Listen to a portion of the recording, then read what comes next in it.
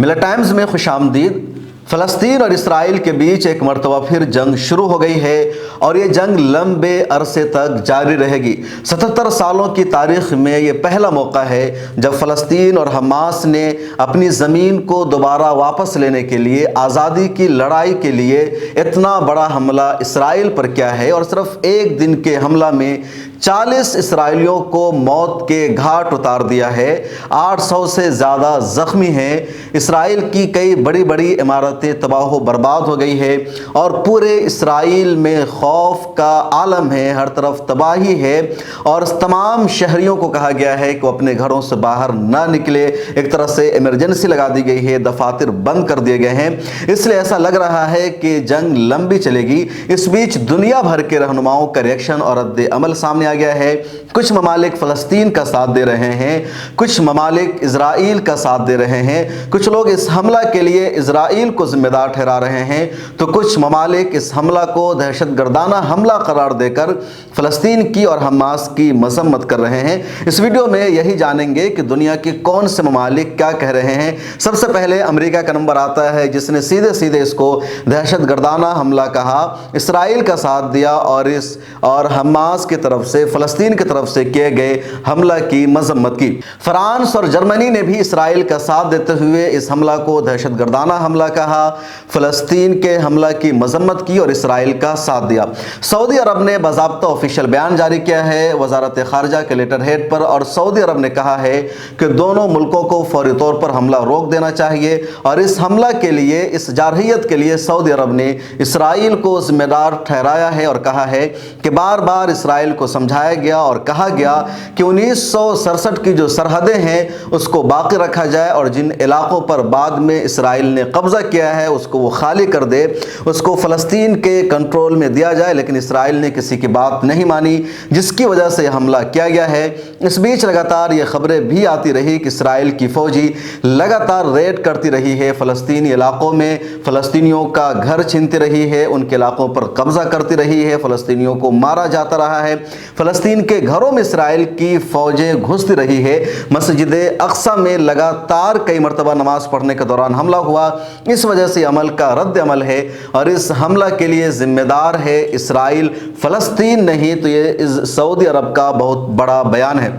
मशरिक़ वस्ता के एक और अहम मुल्क ईरान का भी सीधा सीधा बयान हमास और फ़लस्तीन के हक़ में आया है और इजराइल को ज़िम्मेदार ठहराया गया है। ईरान के सुप्रीम लीडर ने फ़लस्तीनी जंगजुओं को और हमास के लीडरों को, सरबराहों को मुबारकबाद पेश की है कि पहली मरतबा हमास की तरफ से इतनी बड़ी जंग छेड़ी गई है, इतना बड़ा हमला किया गया है और एक कामयाब हमला हुआ है। इसलिए ईरान के सुप्रीम लीडर ने हमास और फ़लस्तीन को मुबारकबाद पेश की है और कहा है कि वो मुबारकबाद के हकदार है और ईरान हर तरह से हमास की मदद को तैयार है। तालिबान का भी बयान सामने आया है और ट्विटर पर जो तालिबान का बयान सामने आया है उसमें बहुत अहम है वो ये कि तालिबान के लीडरों ने और वहाँ के ज़िम्मेदारों ने कहा है कि अगर हमसाया ममालिक यानी इजराइल के और फ़लस्तीन के जो मुसलमान पड़ोसी ममालिक है वो हमें अगर फ़लस्तीन में और इजराइल में दाखिल होने की इजाज़त दे देते हैं तो हम मस्जिद अक्सा को यहूदी कब्ज़े से, इसराइल के कब्ज़े से आज़ाद करा लेंगे। जो बयान उनका तालिबान को ये कि अगर इसराइल के हमसाया मुस्लिम ममालिक हमें गुजरने का हक दें तो हम बैतुल मक़दिस को फतह कर लेंगे। तो ये बड़ा बयान आया है तालिबान की तरफ से। रजब तय्यब एर्दोगान के सियासी हलीफ हैं फतह अरबकान, उनका बयान आया है कि इसराइल सिर्फ ताकत की ज़ुबान समझता है और फ़लस्तीन ने, हमास ने जो कुछ किया है वो बिल्कुल सही किया है। इनके बयान में यह भी है कि तुर्क सदर एर्दोगान और तुर्क हुकूमत फ़लस्तीन के साथ खड़ी है और हम सब मुत्तहिद और मुत्तफ़िक़ हैं। तो बड़ा बयान सामने आया है। इसराइल के वज़ीर दिफ़ा यानी डिफेंस मिनिस्टर का भी बयान सामने आया है। उनका कहना है कि ईरान ने हमारे साथ खुल्लम खुल्ला जंग शुरू कर रखी है। इन हमलों का असल ज़िम्मेदार ईरान है और हम इसका सख्त इंतकाम लेंगे। ईरानी हुकूमत की जानिब से हमास की मुकम्मल हिमायत की यकीन दहानी पर इसराइल का रद्दअमल है। जैसा कि मैंने शुरू के एक वीडियो में भी बताया था कि इसराइल को अभी तक यकीन नहीं हो रहा है कि حماس نے اتنا بڑا حملہ کیسے کر دیا، اس کی انٹیلیجنس اور خفیہ ایجنسیاں کیسے ناکام ہو گئی، اور کہیں نہ کہیں ایران کا ساتھ اس کو مل رہا ہے۔ اس بیچ حزب اللہ نے بھی اعلان کیا ہے کہ اگر اسرائیل غزہ پٹی میں داخل ہوتا ہے اور زمینی سطح پر آ کر کارروائی کرتا ہے تو حزب اللہ فلسطین کا اور حماس کا ساتھ دے گا اور اسرائیل کے خلاف جنگ میں شریک رہے گا۔ قطر کی وزارت خارجہ کا آفیشیل بیان سامنے آیا ہے اور اپنے لیٹر ہیڈ پر قطر نے بیان جاری کر کے اسرائیل کو ذمہ دار ٹھہرایا ہے اور کہا ہے کہ فلسطینی اپنی آزادی کی جنگ لڑ رہے ہیں، حماس کا حملہ اپنی خود مختاری کے لیے ہے، مسجد اقصی کی آزادی کے لیے ہے، اور اسرائیل کی طرف سے لگاتار مسجد اقصی پر ریڈ کی گئی، فلسطینیوں پر ریڈ کی گئی، ان کو بے گھر کیا گیا، ان کو مارا گیا، ان پر ظلم و ستم ڈھائے گئے۔ اس لیے فلسطین اور حماس کا حملہ اپنے حق کی آزادی کے لیے ہے، اپنے اوپر ہونے والے ظلم کو روکنے کے لیے ہے، اور جو کچھ اس وقت وہاں ہو رہا ہے اس کے لیے ذمہ دار اسرائیل ہے، فلسطین اور حماس نہیں۔ روس کی وزارت خارجہ کا بھی بیان سامنے آیا ہے اور روس نے کہا ہے کہ ہم فلسطین کو ایک آزاد ریاست کے طور پر تسلیم کرنے کے لیے تیار ہیں، ہم حل بھی یہی چاہتے ہیں، اور 1967 کی سرحدوں کے مطابق دونوں ملکوں کا فیصلہ ہونا چاہیے۔ تو کہیں نہ کہیں روس نے بھی فلسطین کا اس مشکل وقت میں ساتھ دیا ہے۔ فلسطین کے صدر اور الفتح کے سربراہ محمود عباس نے بھی واضح طور پر بیان دیا ہے، اور ان کا یہ پہلا بیان یہی ہے کہ فلسطینی اپنے حق دفاع کی جنگ لڑ رہے ہیں، اپنی زمین کو واپس لینے کی جد و جہد کر رہے ہیں، اور ہم حق پر ہیں۔ ہمارے حملہ کو دہشت گردانہ حملہ کہنا صحیح نہیں ہوگا۔ ہم نے جو کچھ کیا ہے، فلسطینی جو کچھ کر رہے ہیں وہ صحیح کر رہے ہیں۔ نیوزی لینڈ نے بھی اس مشکل وقت میں فلسطین کا ساتھ دیا ہے اور اسرائیل کی مذمت کی ہے۔ نیوزی لینڈ کا کہنا ہے کہ ہم دو ریاستی حل چاہتے ہیں اور 1967 کی سرحدوں کے مطابق فلسطین کو ایک آزاد ریاست کا درجہ ملنا چاہیے، اور نیوزی لینڈ اس کی حمایت کرے گا۔ رجب طیب اردوغان کا بیان بھی سامنے آیا ہے۔ رجب طیب اردوغان کا کہنا ہے، بعثت ترکیہ ہم تمام فریقین سے مطالبہ کرتے ہیں کہ اسرائیل میں آج صبح پیش آنے والے واقعات کی روشنی میں تحمل سے کام لے اور ایسے جذباتی اقدامات سے دور رہیں جن سے کشیدگی میں اضافہ ہو۔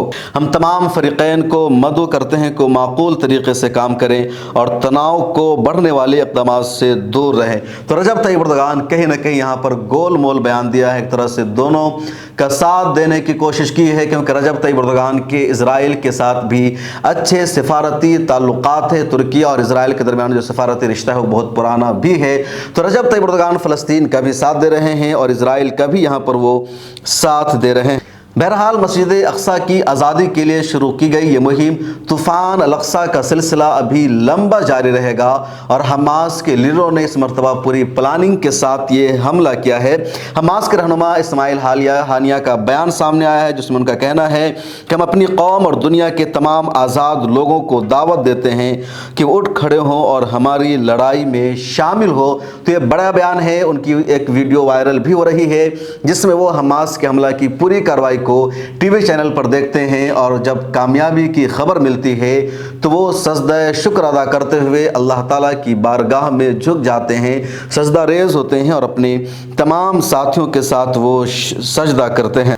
حماس کی فوجی ونگ القسام بریگیڈ کے ترجمان ابو حمزہ کا بیان سامنے آیا ہے۔ ان کا کہنا ہے کہ اللہ کے فضل سے ہم نے انہیں ایک تاریخی صدمہ پہنچایا ہے۔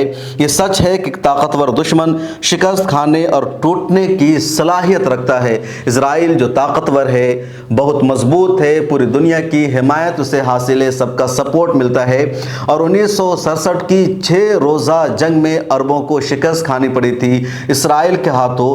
تو اسرائیل لگاتار مضبوط بنتا جا رہا ہے، اس کے پاس ایٹمی پاور بھی ہے، ایک طاقتور دشمن ہے، لیکن ایک طاقتور دشمن بھی ٹوٹنے کی، مار کھانے کی صلاحیت رکھتا ہے، اور آج اسرائیل کے ساتھ وہی ہوا ہے، اور اس حملہ میں ملنے والی کامیابی کے بعد حماس کے حوصلے بلند ہوئے ہیں۔ دنیا کے اور دیشوں کا رد عمل آنا ابھی باقی ہے۔ بھارت کا اس سلسلے میں کیا موقف ہوگا وہ ابھی تک سامنے نہیں آیا ہے۔ ویسے بھارت کا ابھی تک یہی موقف ہے کہ بھارت اسرائیل کے ساتھ فلسطین کو بھی ایک آزاد ریاست کے طور پر دیکھنا چاہتا ہے، اور 2 ریاستی فارمولہ بھارت کا شروع سے ایجنڈا رہا ہے۔ آگے دیکھیے کیا ہوتا ہے۔ ملت ٹائمز کو فالو کر لیجئے۔